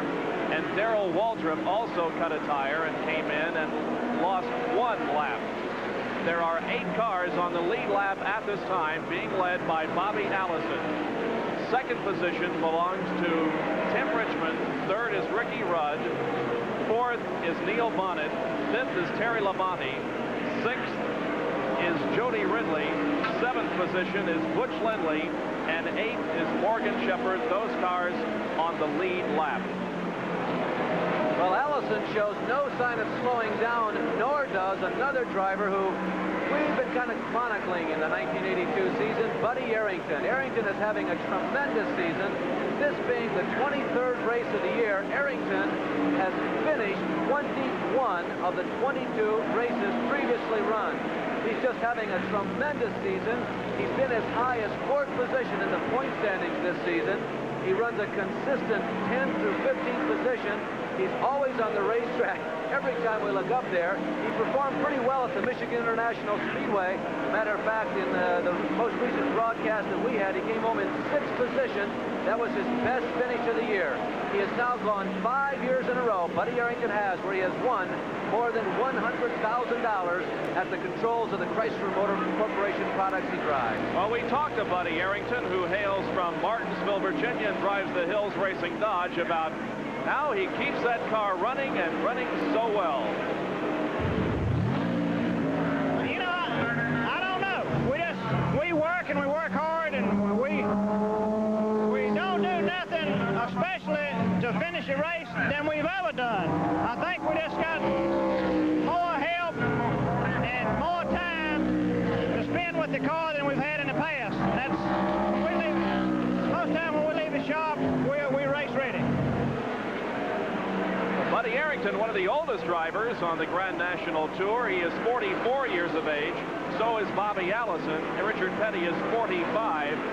Buddy Arrington, car number 67, started 25th in this race. Bobby Allison leads the race. He's got an interesting device inside the cockpit, Bob. He's got a fan, as we look at wife Judy Allison keeping the scoring chart for Bobby. He's got a fan that's trained on his accelerator pedal, and it allows Bobby to move his foot around while he's out there on the racetrack accelerating the car. He moves his foot to the left side of the pedal, and the fan that's pointing right at it cools the right side. Then he moves the foot to the right side and allows the fan to cool down the left side. We believe it's the only fan, and Morgan Shepherd touches the wall directly in front of leader Bobby Allison. Allison had to take a big gulp right there. He's moving up to put a lap on Morgan for the first time today, and Allison backs off and gives Morgan a little time to regather himself. Bobby Allison also has been a pioneer this season. He has 2 other devices on that race car that prior to the 82 season, as we watch him now go underneath Morgan Shepherd, that really weren't prevalent on Grand National cars. He's got a front steer device, and he's also using power steering. Well, it's very obvious that Morgan Shepherd is trying to stay out of the way of the faster cars, but he almost got too high on the racetrack then. Did make contact with the wall coming out of turn number 4, but kept the car under control. Now that Bobby Allison has passed Morgan Shepherd, that means there are only 7 cars on the same lap. Neil Bonnet, number 21, leads a contingent down the backstretch, and as you indicated earlier, Larry, Neil performs very well on this racetrack. He started 18th this afternoon. Yeah, he started 18th, and now he runs in 4th position, and he's done so with really not too much fanfare. He's been out there running consistent, and I think that he and Allison have probably had the most consistent speeds here all day long. It's really quite an accomplishment for this racing team because they normally don't run on short tracks. The Wood brothers have been very selective in the races they've participated in the past couple of seasons, and they don't run that many short tracks. So you'd think that technologically they'd be a little behind everybody else. But boy, they sure look strong and tough here today, and they needed a good day. There was a lot of rumor and innuendo about what was going on in the team, but you know, we did not observe any of that in our couple of days that we had with them down here. They were kind of quietly confident. They needed a good day, and no matter what happens from here, they've had a darn good day. Now Bobby Allison moves up behind the 7th place car, driven by Jody Ridley. Should he get around Jody, and it looks like he's going to on the high side in turn number 2. Now there are only 6 cars on the lead lap. So Jody Ridley also goes a lap down in car number 90. The 6 cars that are on the lead lap: Bobby Allison, Tim Richmond, Ricky Rudd, Neil Bonnet, Butch Lindley, and the number 44 of Terry Labonte. Here's the number 12 car, driven by Tommy Ellis, the industrial Buick. Tommy is a local driver from Richmond, Virginia. He is 35 years of age. And we indicated earlier there was a late model sportsman race run on this track yesterday. Tommy looked very good in it. Well, Tommy runs the industrial builders Buick race car with Norman Kite as the crew chief on this. Ellis participated in this race here at Richmond back in February when he finished 11th. so Ellis has been here before. He's been here in a Grand National race car, and he has performed quite well. The crew chief on the Bobby Allison car is Gary Nelson, and Dick is with him. Dick? Gary, what's your strategy when you folks coming in for a pit stop? Well, if there's no more caution, we're going to stop in the vicinity of lap 240, change 2 tires, and play it by ear. How about if you have a caution flag? And the caution flag will put out 4 tires, fill it out. We got to make a few chassis adjustments. The car's still not perfect, so we're pretty happy with it right now. Okay, Gary Nelson, crew chief for the Gatorade car, in the lead. Well, we can eliminate Mark Martin from the competitors. He has pushed his number 2, Jolly Rancher Buick, behind the pit wall, and Mark Martin is out of competition. And also, I'd like to issue a caution. It's the industrial boilers that sponsor Tommy Ellis's car for that late model Sportsman Star. Happy to have them in Grand National Stock Car Racing. Bob, you know, it's got to be disconcerting for the other teams if they could have heard that Gary Nelson interview. He's saying that they're not very happy with the setup, but they're right now the dominant car in this racetrack. You know that Petty and Waltrip are doing everything they can to catch Allison, and they can. As a matter of fact, the interval stays just about the same from lap to lap.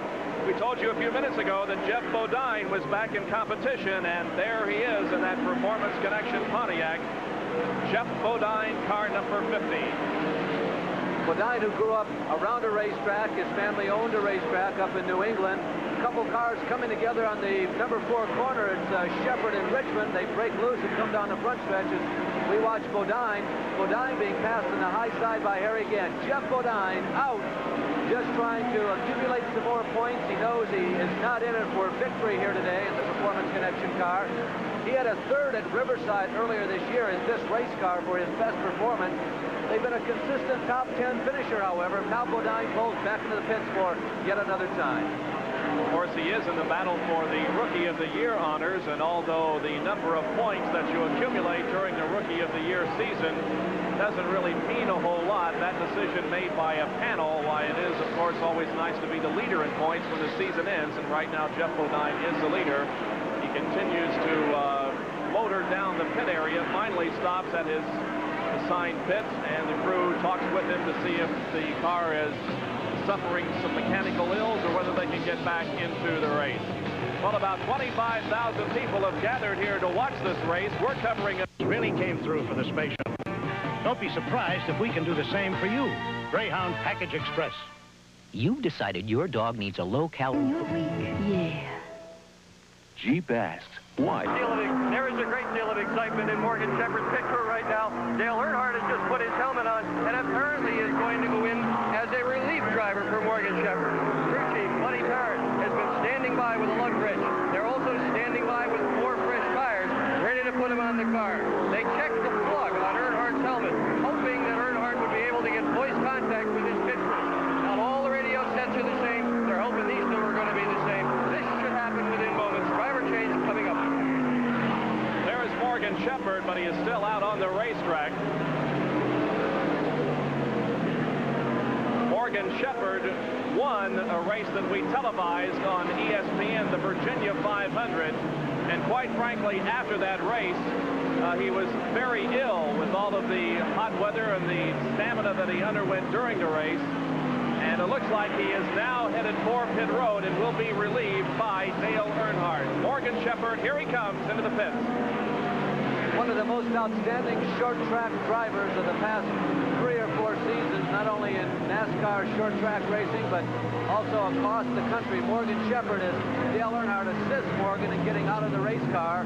Morgan climbing out from the Levi Garrett tobacco machine, giving up the seat to Earnhardt, who crawls in and steps behind the wheel of the number 98 race car. This is the team that fielded 2 cars last year, one for Morgan Shepherd and one for Johnny Rutherford, the Buddy Parrott crew chief car. They have been one of those second echelon teams that has been a steady entry, a very consistent top 10 car, and one of the real nice cars to have at every NASCAR race. So Morgan Shepherd, who started in 4th place and Allison was running fourth at one point in the event before he started to drop back, has stepped out of that car, and Dale Earnhardt has stepped in. The crew still working, getting Dale Earnhardt buckled up in that car, and he'll be pushed away in just a few minutes to get back in competition. Of course, he's losing several laps, but away goes Dale Earnhardt, relief driver for Morgan Shepherd in the Levi Garrett Buick number 98. Earnhardt goes back out on the racetrack as Bobby Allison. We have Morgan Shepherd here. And we hear that Morgan Shepherd is in a position with Dick Berggren. Morgan Shepherd, you're out of it. What happened? The floorboard got real hot, and it just got unbearable. It was burning my feet up. I just couldn't stand it. I burned my feet real bad at Charlotte, the sportsman race, and it was doing the same thing here. What kind of shape is the racetrack in, Morgan?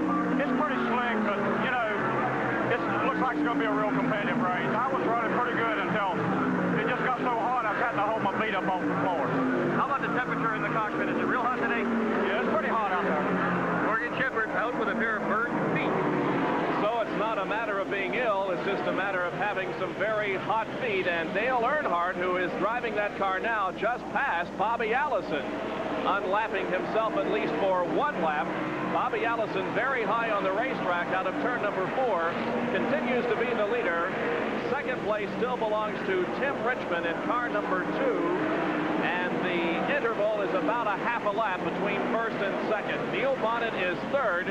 Fourth place belongs to Ricky Rudd. And Bobby Allison just a few minutes ago passed the fifth place car of Butch Lindley. So now only 4 cars remain on the lead lap. And we are just slightly past halfway in this Wrangler Sanfor-Set 400. Bobby Allison the leader. Kyle Petty in car number 42 is in competition. Kyle from Randleman, North Carolina, started in 16th position. He is racing right now with James Hilton in car number 48 and others as he heads down the backstretch. Well, Kyle is perhaps one of the most versatile of all the racing drivers running in Grand National. He was an outstanding high school athlete. We are told that he is an excellent musician, not only playing the guitar as well as the violin, but also doing a lot of writing. He has shown flashes of brilliance along with his young crew chief Mike Beam at several points in the season of 1982. The interesting thing to keep in mind about Kyle Petty is that here's still a very young man. Kyle is just 22 years of age, and those of you who are getting anxious for Kyle to have some success, be patient. He really doesn't have that much experience. Most of the experience this young man has been on the big racetracks. He's got a long career at it, and expect Kyle Petty to be around at least another 20 years. And there's a lot of things that, well, could happen that will be greatness for Kyle Petty in the very near future. And the car running with Kyle Petty on the racetrack is the number 92, driven by Joe Fields.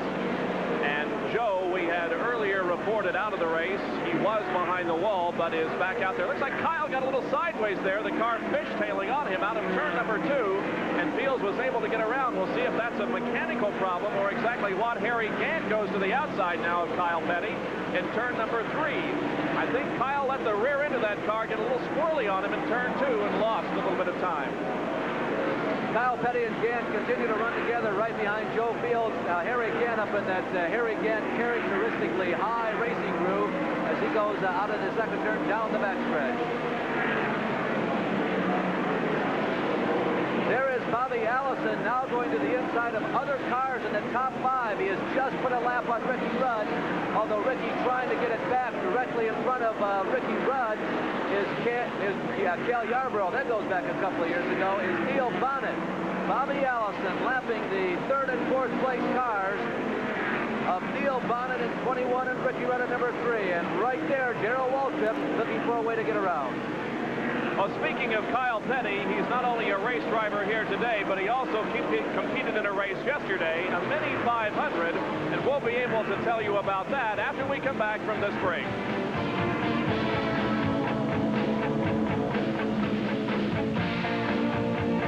Powerful and shocking. And the yellow is out. Dale Earnhardt, driving Morgan Shepherd's car, made contact with Tommy Gale in turn number 4. Gale was moving very slowly on the racetrack. And Dale Earnhardt, driving this car, came up behind him, slammed on the brakes, but could not avoid contact. It spun Tommy Gale into the pit area. It's brought out the caution and a series of pit stops, including Bobby Allison and Darrell Waltrip. Remember last time this happened, these guys were on the same lap, and Darrell Waltrip won the drag race out of the pit area by just a nose or so. Now Darrell Waltrip is down a lap at this point, so it's no real challenge. However, these two will be drag racing out of the pits, I'm sure, because if Darrell Waltrip can get out there ahead of Bobby Allison, as he does, then he stands a better chance of making up the full lap. Bobby Allison's pit stop was a little over 28 seconds. Well, a couple of other things happened. Tim Richmond got out of the pits before everybody. Richmond is now the race leader. Ricky Rudd got out before Bobby Allison did. So Ricky Rudd is now on the same lap, theoretically. Now Richmond comes back into the pit. So the rubber will be changed now on the left side of that car. Tim Richmond in for a second stop. And here is Dale Earnhardt driving the Morgan Shepherd car. And the crew is trying to pull that sheet metal away from the tire. Dick Berggren is in that area. Dick, what do you see? Well, I see a left front that's fairly well damaged. They just beat on it. The fender is simply flopping.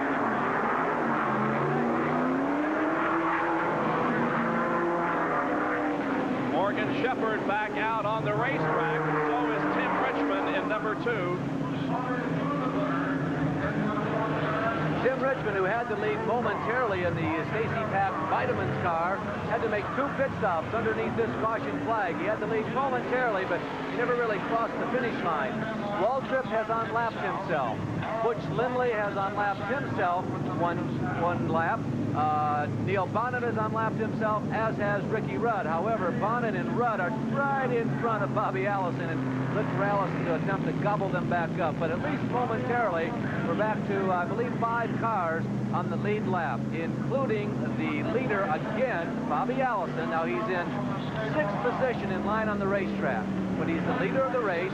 Tim Richmond runs in 2nd position. Then you go all the way around the racetrack to pick up with Darrell Waltrip, who is in 3rd, Neil Bonnet is 4th, and Ricky Rudd is in 5th. Well, while we have this caution period, our second of the day, while we sort out the standings, we will take you to a very exciting event that happened here yesterday after qualifying, and when there was nothing else to do. No. Well, there's a big crowd on hand here at the Richmond Fairgrounds Raceway, and we're all set to go. Starting on the pole, in car number 11, Darrell Waltrip. Starting in 2nd position, in car number 43 is Todd Folksdorf. On the inside of row number 2 in the Skull Bandit, number 33, Harry Gant. And on the outside, in the Wrangler jeans, number 15, Dale Earnhardt. Starting on the inside of the 3rd row in 5th position, in car number 42, Kyle Petty. And in last position, the fast qualifier in car number 7, Bobby Philpott. We're just about ready for those famous words. Gentlemen, start your engine. And they're off. The green flag is underway.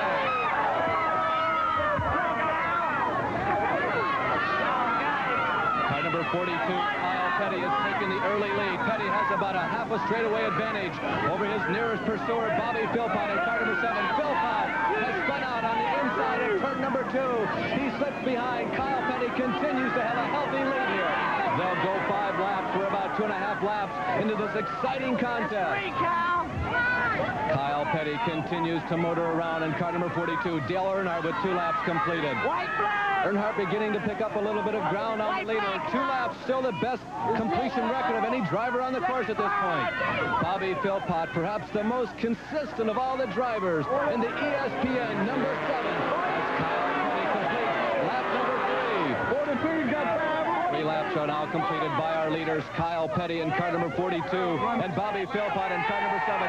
Checker flag, Kyle Petty has won it. We have a pileup, a 3-car pileup in the entrance of turn number 3. Dale Earnhardt, Harry Gant fighting for 3rd position, also battling on the racetrack with Todd Folksdorf. But Kyle Petty has won this. He ran 6 laps. Kyle Petty coming down the front stretch. He wins. Kyle Petty in an instant replay, so to speak, winning here in the first annual miniature Richmond 500 at the Richmond Fairgrounds Raceway. Oh, Kyle Petty still basking in the glory of victory here today. We aren't able to get any of the drivers off the racetrack. Dale Earnhardt. Dale, are you protesting this? I protest. I think I had a faster car than we had. Mine wouldn't steer good anyway. Well, how many carburetors, Kyle, did you have on your machine? I just took all the weight out of my car. He just took all the weight out of it. I told you it's cheating. I told you it's cheating. Oh, that's good, Harry. Well, Kyle, can we expect you back next year to defend your title? Definitely, definitely. Well, Kyle Petty says he'll be back. Dale Earnhardt says he's going to protest. Earnhardt will be back with a faster car. Harry Gant, how about your reaction to this? What happened to you, particularly at the start there, Harry? I was trying to unplug Darrell's cord here, and I didn't see him take off. Well, Harry contemplating there a little bit of hanky-panky, but again, Kyle Petty the winner. They're driving at Ford. That 42's fast. Basically, this is slotless slot car racing, isn't it? And that's about it. You have control of steering as well as speed. Well, the cars seem to also have a great deal of durability. There's a lot of colliding, and on a scale, I understand that the cars are going well over 100 miles an hour, but yet they don't break. Well, that's correct. Mostly because they use high-quality parts. All the plastic parts are Lexan. And these cars have had anywhere from 40 to 100 hours on them already. And, of course, we break a few wires and that type of thing, but in general, they're very durable. We'll be back to the real racing in just a moment. Bobby Allison leads. Tim Richmond is second. Butch Lindley is here for 400 laps here at the Richmond Fairgrounds Raceway, set in 1979 by Cale Yarborough, 83.608 miles an hour. The time of the race, 2 hours, 35 minutes, and 35 seconds. This afternoon, we have completed 230 laps, and Bobby Allison continues to lead. Tim Richmond is the only other driver on the same lap with Bobby Allison. Then Darrell Waltrip runs in third, and Butch Lindley is fourth. Actually, Darrell Waltrip is on the same lap, but he is running just ahead of the leaders. Well, Allison right now really has a dilemma. Look who's right behind him, the J.D. Stacy, blue and yellow number 2. There are the two leaders in this race, but in front of the two of them are Labonte, Ricky Rudd, Neil Bonnet, Butch Lindley, and Darrell Waltrip. They've got 5 guys who are running in the top 10 just about as fast as they are directly in front. Allison would really like to break from this bunch because he sees the number of 11 of Darrell Waltrip about 100 yards in front of him and closing up the distance between himself and Waltrip all the way around this racetrack. Waltrip is about 7/8 of a lap behind Allison and runs right now in the number 3 position, but pulling away from Bobby on every lap because Bobby is caught in heavy traffic. The breakdown in this race as far as car makes are concerned, there were 14 Buicks, 7 Pontiacs, 4 Chevys, 4 Fords, 1 Dodge, and 1 Oldsmobile in this competition. There's the break. These are the wins as far as makes are concerned. In 1981, Buick won 22 times. So far this year, a Buick has been in victory lane 18 times. Ford won 7 times in 81, 2 times this year. Chevy won once in 81 and twice in 80, and a Pontiac won once last year and has won no races this year. And a Chevrolet Monte Carlo, driven by Bobby Allison, sponsored by Gatorade, is the leader of the race at this moment. Well, the Buicks have certainly been the hot setup as we see 164 laps to go as we look at the leading Chevrolet of Bobby Allison. The Buicks have been the hot setups on the super speedways, although some of the teams are finally beginning to do some experimentation. The Ron Bouchard, J.D. Stacy sponsored team, the number 47 car, for instance, they're in the process of shifting all of their equipment over to Oldsmobile. This is the 15th anniversary year of the Hertz Old, and that was the name that you can see on the side of Bouchard's car as they competed here at Richmond this weekend. Ron Bouchard, of course, from Pittsburgh, Massachusetts, the former modified driver who made the color purple, the color 17 so famous. Well, since the green has come out from this most recent yellow, we have seen Bobby Allison tied up in traffic and unable to get around. Terry Labonte and Ricky Rudd right ahead of him. And of course, that Tim Richmond, number 2, giving Bobby Allison all he can stand as Tim Richmond now moves to the inside and gets behind a slower car, has to slam on the brakes and move to the outside.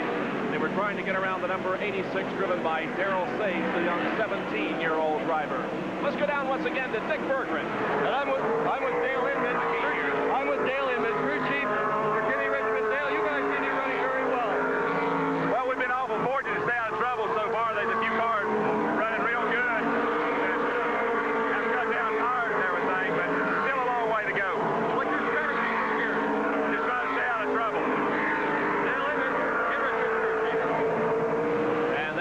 about the assignment for any driver on this racetrack. Just stay out there and stay out of trouble as much as you can.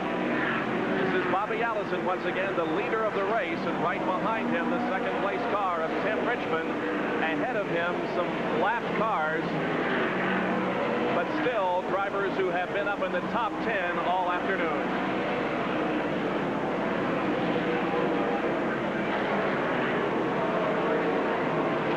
It's a tight racetrack, the Richmond Fairgrounds Raceway, and it's also a demanding racetrack. We have not had very many caution flag slowdown periods for the drivers, and it's a hot day. Now, Morgan Shepherd's problem in his number 98 car was an unusual one. They had excessive heat coming up to the floorboards, but for the other drivers, it's still been a very demanding day.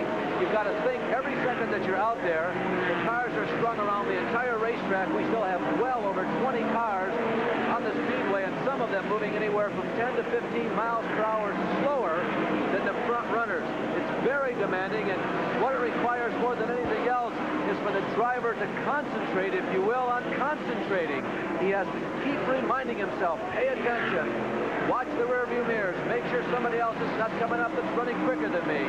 Keep looking to the left when I enter turns number 1 and number 3. Is there a problem on the straightaway that I'm about to approach? And keep your eyes on the traffic signals. The caution light blinks on, but when you do a lap in just about 20 seconds, you get around very quickly.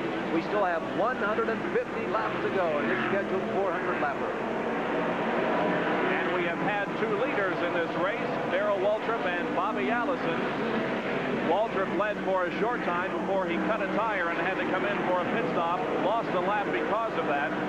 Bobby Allison has been pretty much the dominant force here at Richmond all weekend, as of course he qualified fastest, sat on the pole with a speed of 93.435 miles an hour.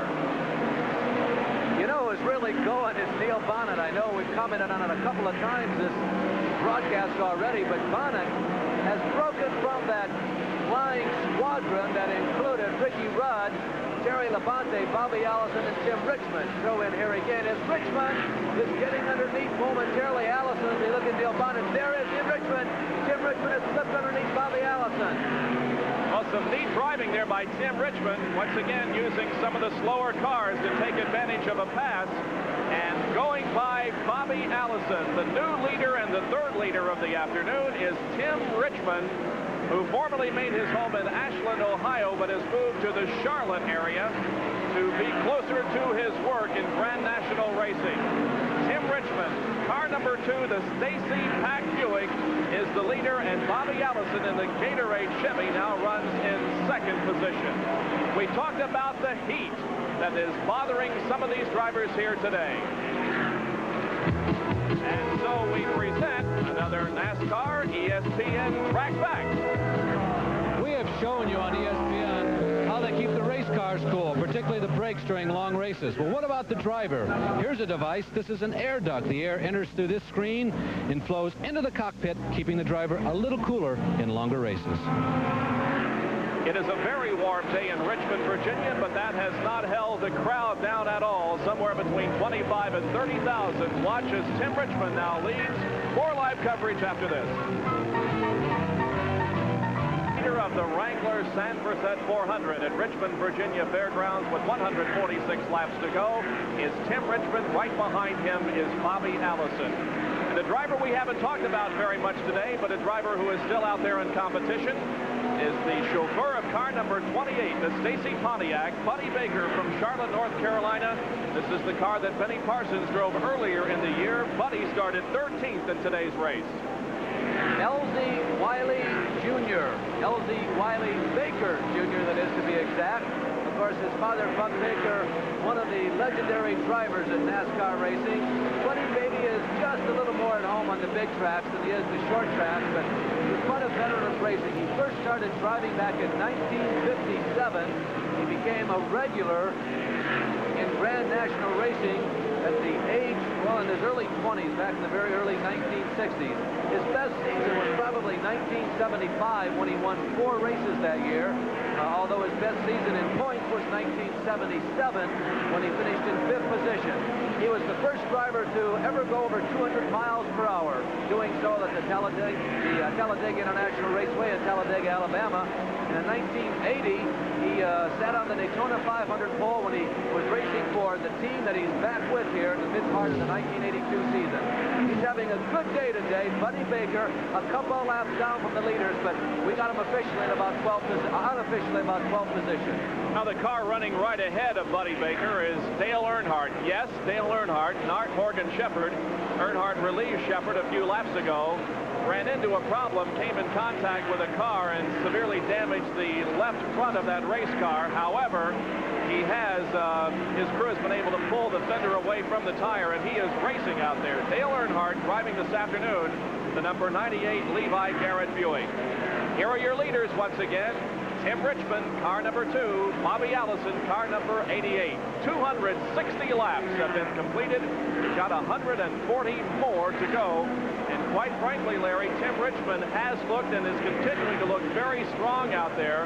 He has a win to his credit earlier this year on the Winston Cup NASCAR Grand National Trail and is looking good for his second victory of the year. Well, Tim won on the road course at Riverside. This racetrack, half-mile paved track, is the kind of track that Tim actually learned how to drive on. He started out driving as far as the high-speed vehicles go at the Sandusky Speedway in Sandusky, Ohio, in super modified. And the Sandusky racetrack is not laid out quite like this. It has very long straightaways and tight corners, but it's a basically flat paved track like this is, so Tim feels very much at home. Although Richmond has shown an amazing capacity to adapt to almost any type of racetrack. You can't really say that Richmond is better on a high bank than he is on a short track than he is on a road course.